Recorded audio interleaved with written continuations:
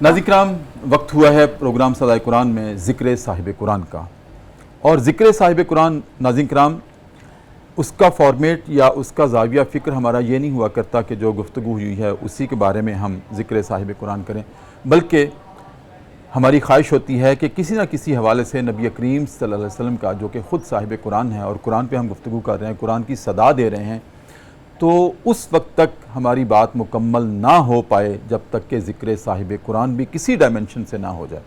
آج ہم نے چاند کی بات کی تو میں نے اپنی ابتدائی گفتگو میں عرض کیا تھا کہ ایک چاند تو آسمان پہ ہے اور ہمارے چاند ہمارے ارد گرد ہیں۔ ماؤں کے چاند ان کی بیٹیاں ہوتی ہیں، باپ کے چاند ان کے بیٹے ہوتے ہیں، ماں باپ کے چاند بیٹے بیٹیاں ہوتی ہیں، محبوب کا چاند اس کا محب ہوتا ہے، اور اسی طرح سے ناظرین کرام، لیکن جس کو ہم چاند کہتے ہیں خاص طور پر اپنی بچوں کو، اپنی بیٹیوں کو، اپنے بیٹوں کو، وہ بھی چاند ہے نا ہمارے۔ ہم ان کی طرف دیکھتے ہیں تو ہمیں ٹھنڈک نصیب ہوتی ہے، ہماری آنکھوں کو چاندنی نصیب ہوتی ہے۔ یہ جو ہمارے چاند ہیں، جو چھوٹے چھوٹے ہمارے ارد گرد ہوتے ہیں، ہماری طرف سے ایک بڑی کوتاہی ہوتی ہے کہ ہم ان کے نام رکھتے وقت ہم زیادہ غور و فکر نہیں کرتے۔ ہم جب اپنے بچوں کے ناظرین کرام نام رکھتے ہیں نا، تو ہم یہ سوچتے ہیں کہ بہت یونیک ہونا چاہیے، وہ نام کسی اور کا نہیں ہونا چاہیے، صرف یہی نام ایسا ہو کہ صرف ہمارے بچے کا نام ہو۔ ہم معنویت پہ غور نہیں کرتے، جبکہ ناظرین کرام ہمارے نبی کریم صلی اللہ علیہ وآلہ وسلم جن کا ہم تذکرہ کرنے لگے ہیں، ان کو ناموں سے بہت اہمیت تھی، بہت زیادہ اہمیت تھی، اور وہ پوچھا کرتے تھے جب کوئی آپ کے پاس آیا کرتا تھا آپ کا نام کیا ہے، پھر اس میں سے معنویت تلاش کیا کرتے تھے۔ یہاں تک کہ آپ کے دادا حضرت عبد المطلب جب آپ ان کی گود میں آئے ولادت بعد سعادت کے بعد نبی کریم صلی اللہ علیہ وسلم، تو مکہ میں رواج تھا کہ مختلف عورتیں بچوں کو، جو نیولی بورن بیبیز ہوتے تھے، جن کا نیا جنم ہوتا تھا بچوں کا، ان کو کھلے میدانوں میں لے جاتی تھی، وہاں پرورش کرتی تھی، ایک رواج تھا عرب میں۔ تو اسی رواج کے تحت جب نبی کریم صلی اللہ علیہ وسلم کی ولادت بعد سعادت ہوئی تو مختلف آئیں گود میں لینے کے لیے، اور کوئی غریب سمجھ کے چھوڑ گئیں، کوئی یتیم سمجھ کے چھوڑ گئیں۔ تو حضرت حلیمہ رضی اللہ تعالی عنہا آپ کو جب وارفتگی کے ساتھ لینے آئیں تو کہا مجھے دے دیں۔ تو حضرت عبد المطلب نے ان سے بھی پوچھا تھا تمہارا نام کیا ہے؟ تو انہوں نے کہا میرا نام حلیمہ۔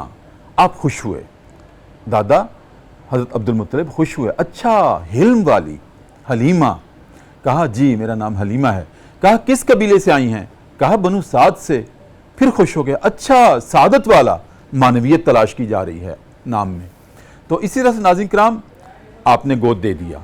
نبی کریم صلی اللہ علیہ وسلم از خود بھی ناموں پہ بہت اہمیت دیتے تھے، ناموں کو بہت فضیلت دیتے تھے کہ اور پوری توجہ دیتے تھے کہ نام بہت بامانی ہونا چاہیے۔ جس طرح دیکھیں کہ اللہ نے آپ نبی کریم صلی اللہ علیہ وسلم کا نام نامی اسم گرامی آسمانوں پر کیا رکھا؟ احمد، کہ یہ میری بہت تعریف کریں گے۔ احمد کون ہوتا ہے؟ اللہ کی بے تحاشا تعریف کرنے والا، اس کی معنویت ہے۔ اور پھر زمین پہ آپ کے دادا نے آپ کا نام کیا رکھا؟ محمد صلی اللہ علیہ وسلم۔ اور میں نے ایک دن پہلے عرض کیا تھا کہ دادا کو یہ یقین تھا کہ میرا پوتا اتنی اللہ کی حمد کرے گا کہ یہ خود لائق تعریف ہو جائے گا، خود لائق تحسین ہو جائے گا۔ تو آپ نے محمد نام رکھا اور اللہ نے اس کو قبول بھی کر لیا۔ تو آج محمد صلی اللہ علیہ وسلم اپنے نام کے اعتبار سے، اپنی معنویت کے اعتبار سے پوری کائنات میں، آفاق میں سب سے زیادہ اگر کسی کا نام بلند ہے تو وہ آپ کا ہے، اور سب سے زیادہ اگر کوئی اللہ کی حمد کرنے والا ہے تو وہ بھی آپ ہیں۔ تو ناظرین کرام اسی تناظر میں نبی کریم صلی اللہ علیہ وسلم اپنے صحابہ کے ناموں پہ غور کیا کرتے تھے، اور بعض صحابہ کے نام تو آپ نے بدلے، چینج کر دیے، کیونکہ ان کی معنویت میں شرکیہ پہلو تھا۔ مثلا حضرت ابو ہریرہ رضی اللہ تعالی عنہ کا پہلا نام عبد الشمس تھا، آپ نے چینج کر دیا۔ عبد الشمس کے معنی ہے سورج کا پجاری، سورج کی عبادت کرنے والا۔ اس کی معنویت میں دیکھیں کتنا بڑا شرک کا پہلو ہے۔ تو آپ نے چینج کر دیا، عبد الرحمن رکھ دیا کہ نہیں تم رحمان کے بندے ہو، سورج کے بندے نہیں ہو، اس کی عبادت نہیں کرنی۔ تو یہ شرک تھا۔ پھر حضرت ابوبکر صدیق رضی اللہ تعالی عنہ کا سابقہ نام عبد الکعبہ تھا، کہ کعبہ کا پجاری، کعبہ کی عبادت کرنے والا۔ تو کعبہ اٹ سیلف وہ دیواریں ان کی عبادت نہیں ہوتی، وہ تو علامت ہیں، عبادت تو اللہ کی ہوتی ہے، لہٰذا آپ نے ان کا بھی نام تبدیل کر کے رکھ دیا، عبد الرحمن رکھ دیا۔ اسی طرح سے ناظرین کرام، ہماری ایک ام المومنین حضرت جویریہ رضی اللہ تعالی عنہا، ان کا سابقہ نام برہ تھا۔ بڑی قابل توجہ بات ہے، بہت غور کی میں دعوت دے رہا ہوں خاص طور پہ والدین کو۔ ان کا برہ نام تھا، حضرت جویریہ رضی اللہ تعالی عنہا کا سابقہ نام، آپ نے اس کو بھی بدل دیا۔ اچھا، اس میں کوئی شرکیہ پہلو نہیں تھا اس نام میں، برہ کے معنی ہے نیکی، بڑا خوبصورت معنی ہے اس کا، لیکن آپ نے نبی کریم صلی اللہ علیہ وسلم نے اس نام کو تبدیل کر دیا، کیوں؟ اس لیے دیکھیں ان کی سوچ، حکمت دیکھیں نبی کریم کی ناموں کے بارے میں، اسماء کے بارے میں کیا ہے۔ آپ نے اس احتمال سے وہ برہ کا نام تبدیل کر دیا جس کے معنی نیکی ہیں، کہ اگر کوئی گھر میں جائے اور پوچھے کہ برہ ہے، اگر وہ گھر میں نہ ہو اس وقت تو جواب دینے والا تو یہی کہے گا نا گھر میں برہ نہیں ہے، تو آپ نے کہا اس کا مطلب ہے گھر میں نیکی نہیں ہے، آپ نے نام تبدیل کر دیا۔ ناظرین کرام، ہم آج اپنی بیٹیوں کے نام رکھتے ہیں حیا۔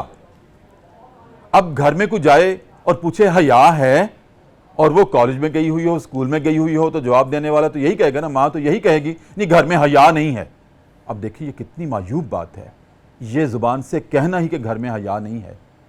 ہم رکھتے ہیں نام ایمان اپنی بیٹیوں کے، اور گھر میں اگر کوئی جائے اور پوچھے ایمان ہے گھر میں، تو وہ اس وقت کالج گئی ہوئی ہو، تو جواب تو یہی ملے گا نا گھر میں ایمان نہیں ہے۔ تو کیا مطلب گھر میں ایمان نہیں ہے؟ تو ناظرین کرام دیکھیں نبی کریم صلی اللہ علیہ وسلم نے برہ نام تبدیل کر دیا تھا جس کے معنی نیکی تھے۔ ہمیں ایسے نام رکھنے سے احتراز کرنا چاہیے، نام بامانی ہونے چاہیے، اور اس معنویت کے گھر میں اثرات ہونے چاہیے، وہ گھر میں ہو یا نہ ہو وہ ایسے ہی لگے جیسے وہ گھر میں ہے۔